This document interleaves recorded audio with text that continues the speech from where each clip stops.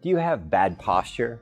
Maybe you have a tech neck or a hunchback or an exaggerated anterior pelvic tilt that you'd like to fix. If so, this video is for you. Hey, my name is Lucas. I'm a yoga teacher. In a typical yoga class, if I did by a show of hands, how many people have bad posture? At least 80% of the hands would go up. And you know what? Most people are wrong. Most people don't have bad posture. In this video, we will talk about number one, myth versus reality. Do you have bad posture, or are you just chasing some ideal that doesn't matter and that you'll never achieve? Number two, we'll talk about why a lot of the quick fixes you find online aren't so effective long term. Number three, we'll take a look at a 3-day per week, 15-minute per day exercise routine that can make a big difference in the next month or so. As usual, I'll put a link to a PDF down below if you'd like to skip forward to those exercises. Let's talk about myth versus reality of perfect posture. First thing is, there is no perfect. I've been teaching yoga for 20 years. I've seen tens of thousands of bodies. They're very different. Some people are long, some people are small, some people have exaggerated lumbar curves, some people have a rigid, flat back. In fact, even if you look at posture trends over the ages, the idea of perfect posture is also a moving target. If you went back 500 years ago to Michelangelo's David statue, for example, the sculpture, many people today would look at that David sculpture and say, wow, this person has terrible posture. There's an anterior pelvic tilt. And yes, there is, but no, that posture is not bad.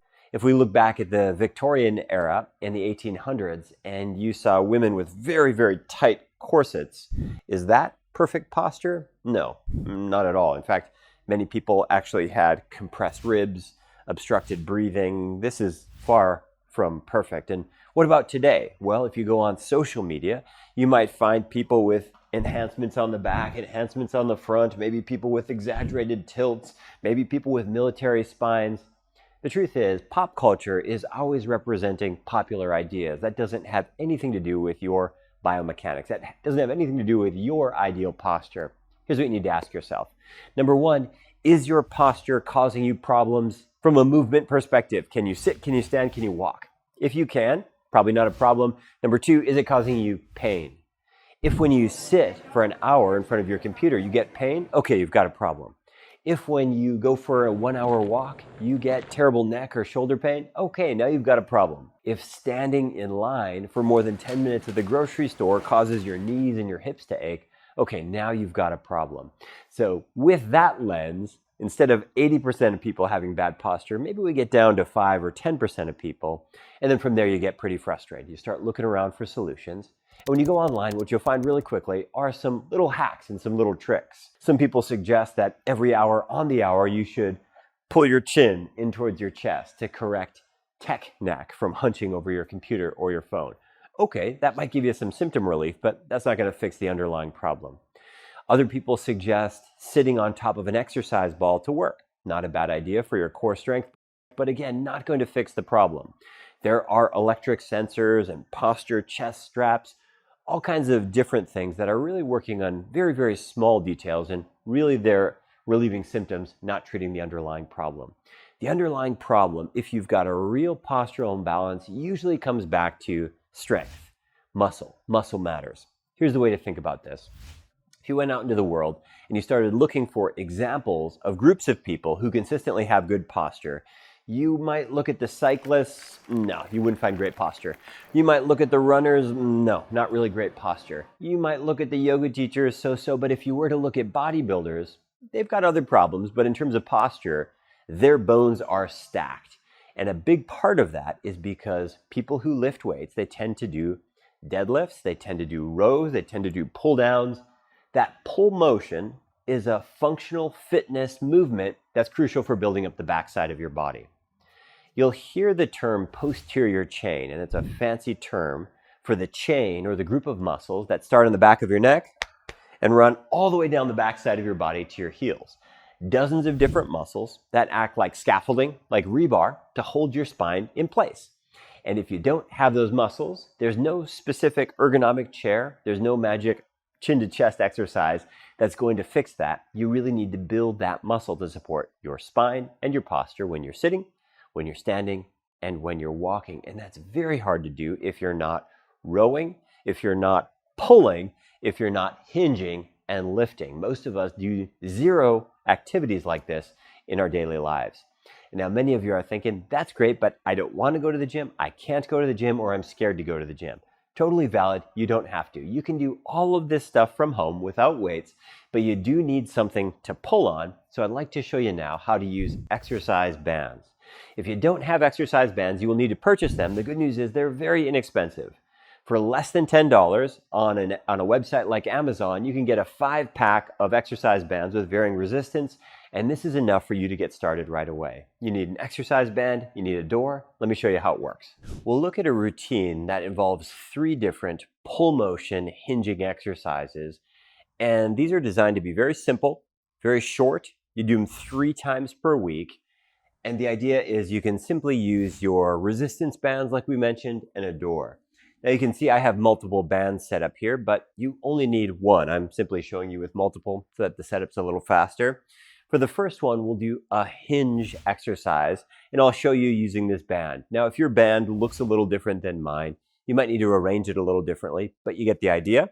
I will put the band around the arch of my feet. I'll step my feet wider than my hips, and I'll reach down with both hands, but I will hinge at my hips and keep my spine really long and strong and braced. I'll grip down low near my feet. I'll inhale. And as I stand up, and I'll push my hips forward. Inhale on the way down. And then I'll exhale as I stand up. That's 2, 3, 4, 5, 6,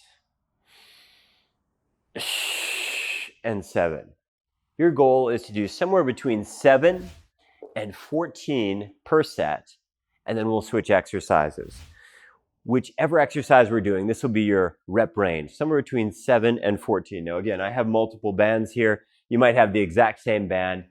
Let me move on to my band that's slammed in my door in a high position. You might find that in your home, you position this on something else, but the idea is that it's overhead. That's the most important thing. And I'll stand with my feet a little bit wider than my hips, and I'll slightly bend my knees, and I'll reach up close to the door, and I'll wrap my hands around the bands. And essentially what I'm looking for is a pull down motion. So my feet are wider than my hips. My hands are extended up. I'll inhale. And as I pull, my elbows stay in and down. And then I inhale. It's 2.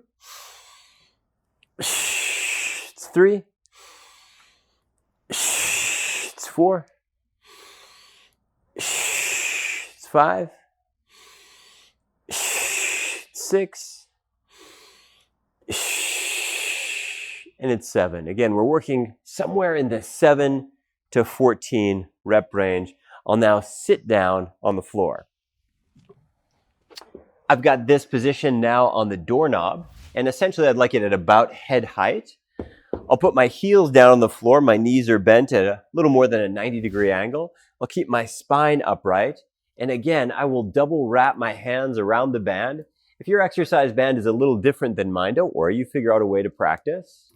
Pause here, sit up tall, inhale, and now exhale, and row with your elbows in and back.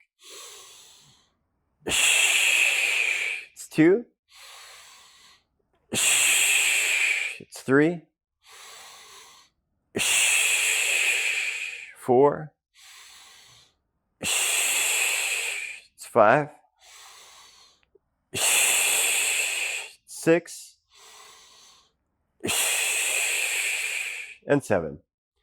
Again, the rep range that we're looking at is anywhere between 7 and 14. And here's what you're looking for. I did 1 round of all 3 exercises. I'd like you to do 5 rounds of all 3 exercises. And I'd like you to do that Monday, Wednesday, and Friday, so 3 days per week. Remember, what we're attempting to do here is replicate that functional fitness pull motion practice that strengthens the muscles on the backside of our body, that helps us to stand up more straight. Now, the great thing about these exercise bands is you can take them to work, you can have them in your closet, you can have them in your bedroom. You don't need a gym membership, and they can be really effective if you're consistent over time. Now, along with this, make sure that you are walking. What I mean by walking is 30 minutes per day is really ideal. That can happen all in one go, or that can be collectively over the span of your day. But if you're interested in improving your posture, you can't do that without putting your posture into action, which means walking around. Hope you find this helpful. If you'd like more science-based yoga videos, hit subscribe down below. Love to hear your questions, comments, feedback down below. And you can always find my teaching calendar at yogabody.com. Thanks for tuning in. I'll see you in the next video.